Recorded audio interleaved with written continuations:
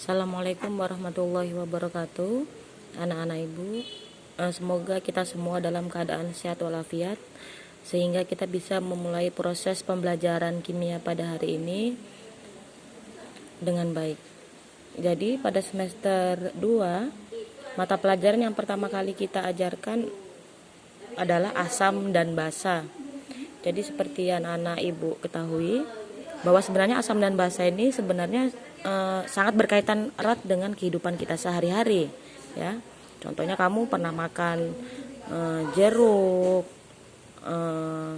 minum Coca-Cola itu, atau penggunaan sabun itu merupakan salah satu penggunaan dari asam dan basa, ya. Jadi akan ibu jelaskan asam adalah larutan yang tentu mempunyai rasa asam dan bersifat korosif. Korosif ini artinya lama-kelamaan apabila terkena zat asam tersebut akan bersifat karat, akan berkarat, ya. Itu asam.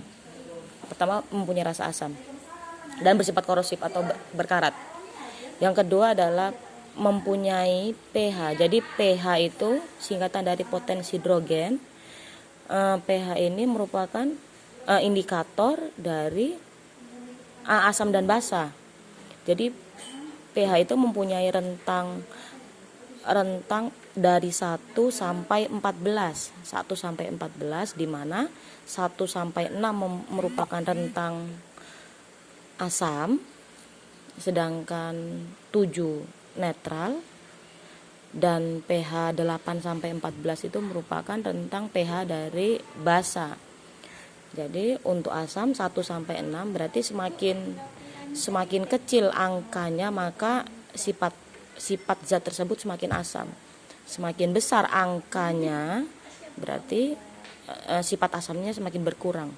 Begitu juga dengan basa, semakin besar angkanya, semakin besar pH-nya, maka kekuatan basa lebih besar dibandingkan semakin kecil. Contoh misalnya pH 8 dengan pH 10, maka yang mempunyai sifat basa kuat pH 10, yang sifat asam 8. Jadi semakin besar angka maka pH basanya semakin kuat, ya.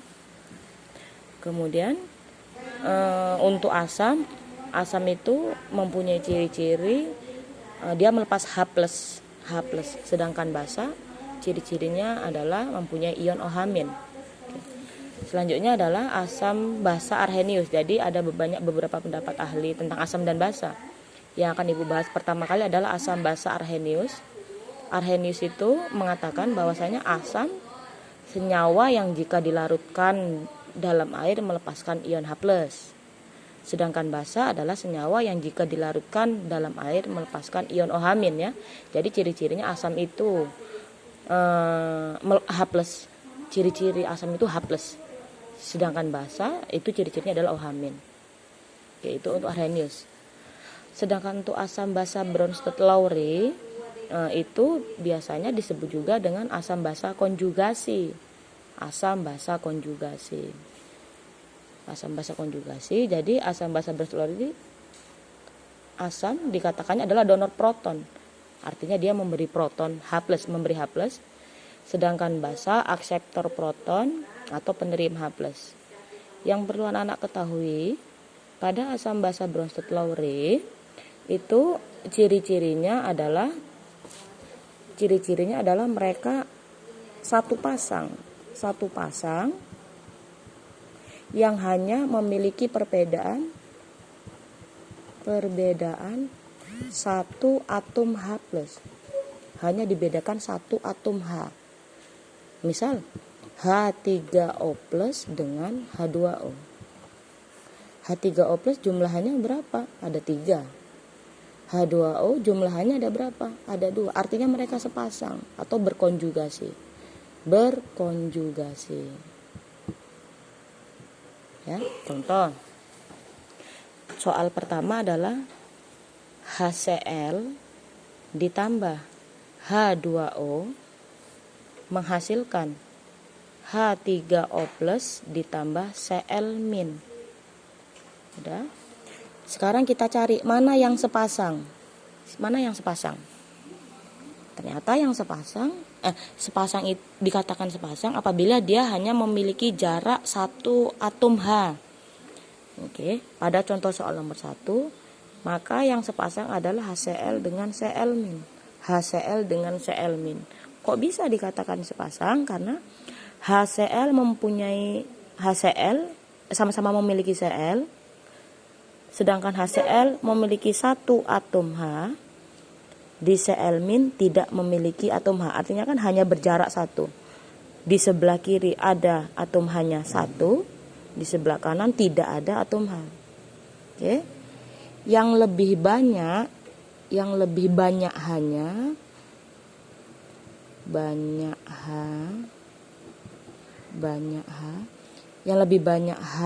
yang lebih banyak atom H-nya dia bersifat asam. Sebaliknya, yang lebih sedikit H plusnya maka dia bersifat basa. Jadi HCl dengan Cl tentu lebih banyak atom H-nya HCl, maka ini dikatakan asam. Pasangannya berarti pasangan dari asam adalah basa. Maka kita buat basa konjugasi. Ingat konjugasi setelah tanda panah. Ya. Lanjut adalah H2O dengan H3O.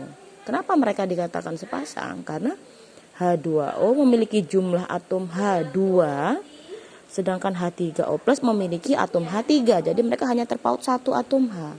Jadi mereka sepasang. Ya. Yang lebih sedikit atom H-nya itu basa, yang lebih banyak atom H-nya itu asam. Oke, H2O, jumlah H2O hanya 2. Jumlah H3O jumlahnya 3. Maka di sini dikatakan oke, ini basa ya.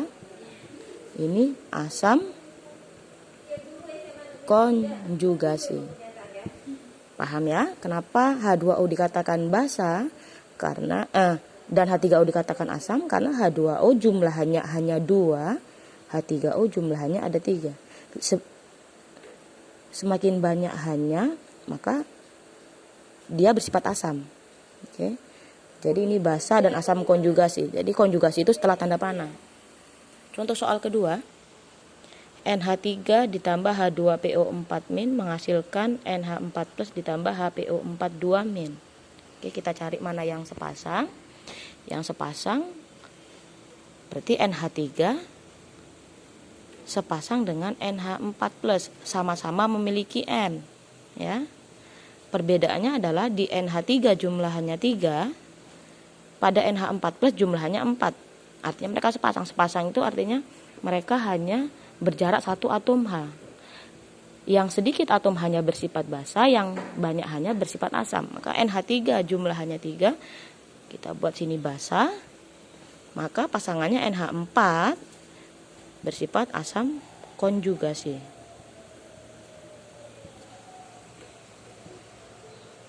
Ya. Selanjutnya H2PO4- dengan HPO4 2-. Oke, ini sepasang. Sudah sepasang. H2PO4- jumlah hanya 2, HPO4- jumlah hanya 1. Siapa yang lebih banyak? H2PO4, maka yang lebih banyak bersifat asam. Sedangkan yang sedikit bersifat basa konjugasi. Oke, contoh soal terakhir adalah HSO4- ditambah CO32- menghasilkan SO42- ditambah HCO3-. Maka HSO4, oke, sudah kelihatan ya siap yang pasangannya mana. Sama-sama mempunyai SO4. Bedanya adalah HSO4- mempunyai H1, SO42- tidak mempunyai H. Jadi hanya yang lebih banyak bersifat asam, H lebih sedikit bersifat basa. Maka ini bersifat asam, sedangkan ini adalah basa konjugasi.